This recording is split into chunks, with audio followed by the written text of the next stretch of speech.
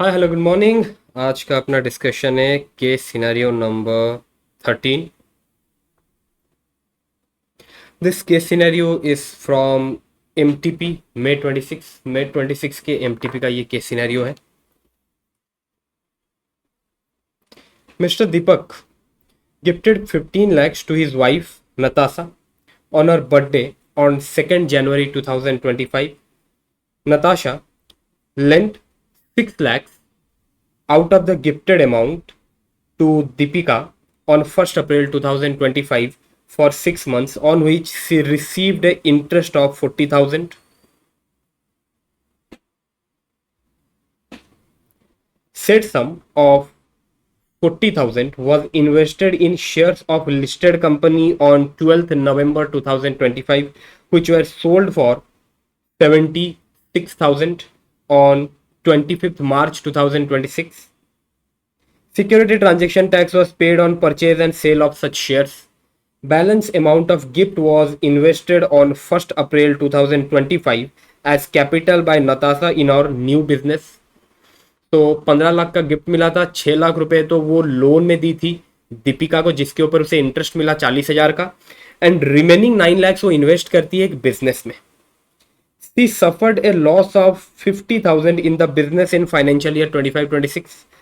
Natasha is working with a private company as sales executive at a salary of 62,000 per month. She paid 3,500 per month towards tuition fee for her daughter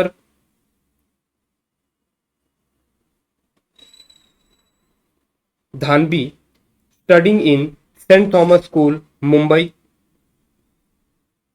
Deepika is working with MNC on a monthly salary of 64,000. Sorry, Deepak, मैंने दीपिका बोल दिया. Deepak is working with MNC with a monthly salary of 64,000. He has gifted 1,25,000 to Dhanvi. Sir कौन थी Dhanvi? Sir ये जो धानवी थी, ये धानवी थी डॉटर ऑफ नताशा. नताशा की डॉटर थी Dhanvi, and Natasha is wife of Deepak. तो धानवी दीपक की बेटी हुई. So Deepak gifted 1,25,000 to her daughter on 13th birthday. This amount is deposited as 2-year term deposit with SBI Bank in her name, on which interest of 11,500 is earned during previous year 25-26. Both Deepak and Natasha opted out of default tax regime. दोनों default tax regime से बाहर हैं, दोनों old regime में हैं. Considering this, in whose hand interest income received from Deepika. Sir Deepika से कौन सा इंटरेस्ट इनकम मिला था? सर दीपक गिफ्ट किया था 15 लाख रुपए अपने वाइफ नताशा को. Natasha out of that 15 lakh 6 lakh rupees loan दी थी दीपिका को, और उसके ऊपर दीपिका नताशा को इंटरेस्ट दी थी 40,000 रुपए का. उस इंटरेस्ट का बात किया जा रहा है.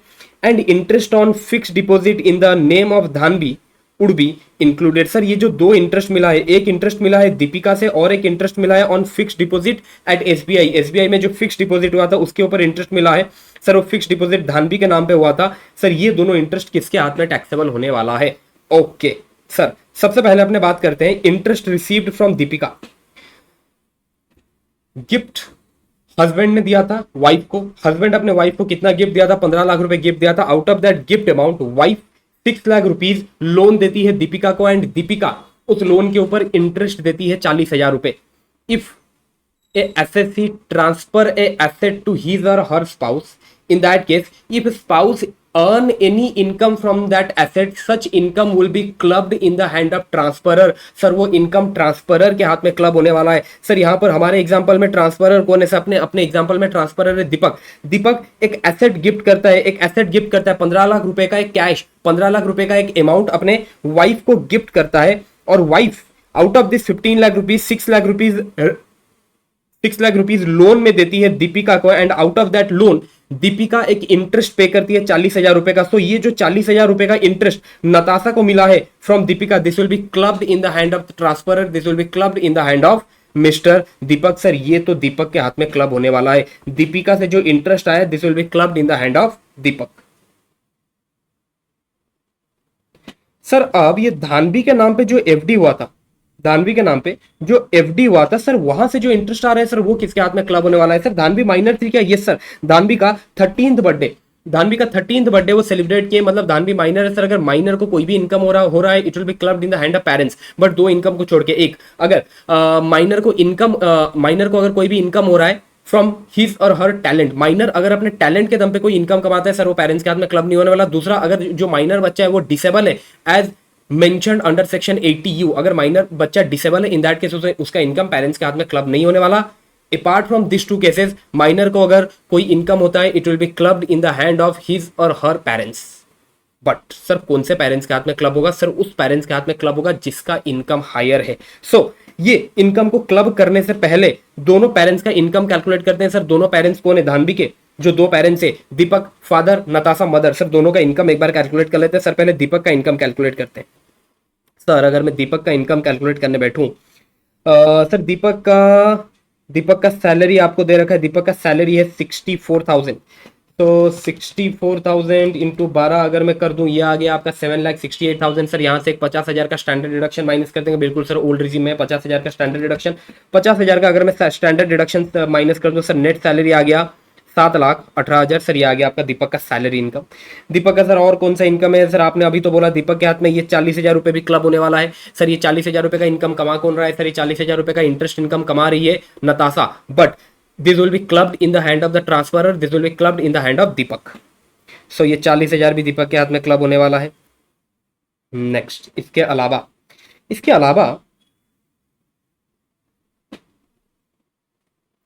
अलावा सर ये कैपिटल गेन का एक इनकम हुआ था नताशा दीपक की वाइफ को एक कैपिटल गेन का इनकम हुआ था। सर कहां से हुआ था वो कैपिटल गेन का इनकम? नताशा को जो इंटरेस्ट मिला फ्रॉम दीपिका, नताशा 6 लाख रुपए लोन में दी थी दीपिका को, दीपिका से उसे जो 40,000 रुपए का इनकम मिला, 40,000 रुपए का जो इंटरेस्ट मिला, जिसको हमने अभी दीपक के हाथ में ऑलरेडी क्लब कर दिया है। नताशा वो 40,000 रुपए को इन्वेस्ट करती है in shares of listed company और उसको वो बेचती है 76,000 में। There is a capital gain of 36,000, there is a short term capital gain of 36,000। Sir इसको किसके हाथ में क्लब करेंगे? सर क्या इसको भी हम दीपक के हाथ में क्लब करेंगे? नहीं sir, this is accretion of income from transferred asset. Sir ये जो 40,000 है सर, ये 40,000 जरूर ट्रांसफरर के हाथ में क्लब होगा, बट ये 40,000 को आगे इन्वेस्ट करके उसके ऊपर नताशा जो कैपिटल गेन का इनकम कमाती है सर, उसको हम दीपक के हाथ में क्लब नहीं करने वाले सर, वो नताशा के हाथ में ही टैक्सेबल होने वाला है। So this 36,000 of short term capital gain will not be clubbed in the hand of Deepak. Sir ये क्लब नहीं होने वाला। नेक्स्ट सर, नताशा को मिला था 15 लाख रुपए out of 15 lakh rupees. Natasha 6 lakh रुपए तो लोन दी थी दीपिका को, रिमेनिंग 9 लाख रुपीज वो इन्वेस्ट की थी बिजनेस में। अब बिजनेस में नताशा को हो गया लॉस, 50,000 का लॉस हो गया। सर जब इनकम हुआ, इनकम को हमने ट्रांसफरर के हाथ में क्लब किया था। अब अगर लॉस हो रहा है sir, this loss will be clubbed in the hand of transferor. Sir ये बिजनेस में जो पैसा इन्वेस्ट हुआ है वो पैसा आया कहां से है? सर वो आया है दीपक से। दीपक ने गिफ्ट किया था नताशा को, नताशा वो अमाउंट इन्वेस्ट की थी अपने बिजनेस में। इन दैट केस सर अब जो लॉस हो रहा है, ये जो बिजनेस लॉस है सर, ये भी क्लब होने वाला है दीपक के हाथ में। So there is a business loss of 50,000। My question is sir, ये जो बिजनेस लॉस है, ये बिजनेस लॉस को क्या मैं ये income from other sources, sir ये जो इंटरेस्ट इनकम है, ये 40,000 का जो इंटरेस्ट इनकम है जो दीपिका से मिला था सर, क्या ये इंटरेस्ट इनकम, ये इनकम फ्रॉम अदर सोर्सेस वाले इनकम के साथ मैं ये 50,000 के बिजनेस लॉस को एडजस्ट कर सकता हूं? बिल्कुल कर सकता हूं सर। पूरा 50,000 तो नहीं होगा, 40,000 ही एडजस्ट होगा। ठीक है सर, यहां पर तो मैंने 40,000 एडजस्ट कर दिया सर। और कितना पीजीबीपी लॉस रह गया? 10,000। क्या ये 10,000 का जो पीजीबीपी लॉस है सर, इसको मैं ये 7,18,000 के सैलरी इनकम के साथ एडजस्ट कर सकता हूं? नहीं सर, पीजीबीपी का जो लॉस है वो सैलरी इनकम के साथ एडजस्ट नहीं हो सकता। हेंस यहां पर जो 10,000 का रिमेनिंग पीजीबीपी लॉस रह गया सर, वो कैरी फॉरवर्ड ही होने वाला है। So after adjusting this loss, sir और कुछ रह गया क्या? सर और तो कुछ नहीं रह गया, बस इतना ही। तो दीपक का सर इनकम कितना आता है? सर दीपक का इनकम आ जाता है 7,18,000। सर ये आ गया आपका दीपक का इनकम। सर अब नताशा का इनकम कैलकुलेट करते हैं। सर नताशा का जो सैलरी इनकम है सर, वो है 62,000।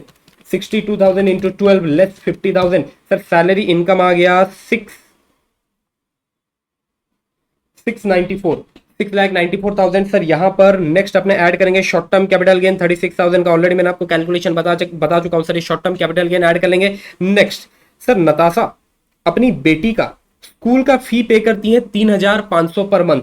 सर इसका डिडक्शन 80C में मिल जाएगा सर, बिल्कुल मिल जाएगा। दोनों एसएससी ओल्ड रिजीम में है। सो 3,500 इंटू 12 सर, ये आपका 42,000। सर ये 42,000 का 80C का डिडक्शन मिल जाएगा। सर इसको लेस कर दो। In that case what will be the income taxable in the hand of Natasha? Before clubbing up minor's income. Sir ये आ गया आपका 694 प्लस 36 लेस 42। सर ये आ गया 688,000। सर ये आ गया income of Natasha before clubbing of minor's income. So before clubbing of minor's income father का इनकम है 7,18,000, मदर का इनकम है 6,88,000। इन दैट केस सर ये जो माइनर का इनकम है, माइनर को जो इंटरेस्ट इनकम हुआ है सर, कितना इंटरेस्ट इनकम हुआ है माइनर को? सर माइनर को इंटरेस्ट इनकम हुआ है 11,500 का। सर ये 11,500 का interest income will be clubbed in the hand of father, will be clubbed in the hand of Deepak. Sir Deepika से जो इंटरेस्ट मिला था वो दीपक के हाथ में क्लब किए थे, एफडी का जो इंटरेस्ट है वो भी दीपक के हाथ में क्लब होगा। In that case option A is correct, both interest income to be included in the hand of Deepak. Next, in whose hand loss from business and capital gain would be included in assessment year 26-27, assuming capital invested in the business was entirely out of fund gifted by your husband। Sir ये already अपने discuss कर चुके हैं। Sir जहां तक बात है business का जो लॉस हुआ है, सर बिजनेस का जो लॉस हुआ है उसको अपने क्लब करने वाले इन the hand of transferor, that is Deepak. And जहां तक बात है कैपिटल गेन का जो इनकम है, सर कैपिटल गेन का जो इनकम है सर ये एक्रीशन ऑफ इनकम है। सर ये एक्रीशन ऑफ इनकम जो है सर इसको हम ट्रांसफरर के हाथ में क्लब नहीं करेंगे सर, ये नताशा के हाथ में ही टैक्सेबल होने वाला है। In that case loss from business included in the hand of Mr. Deepak and capital gain will be included in the hand of Miss Natasha, option C। What would be the total income of Natasha for previous year 25-26? Sir Natasha का total income कितना होगा already अपने calculate कर चुके हैं। Sir कितना आया 6,88,000, 6,88,000 option D. With this case scenario 13 is complete. Next मिलते हैं विद केस सिनेरियो 14।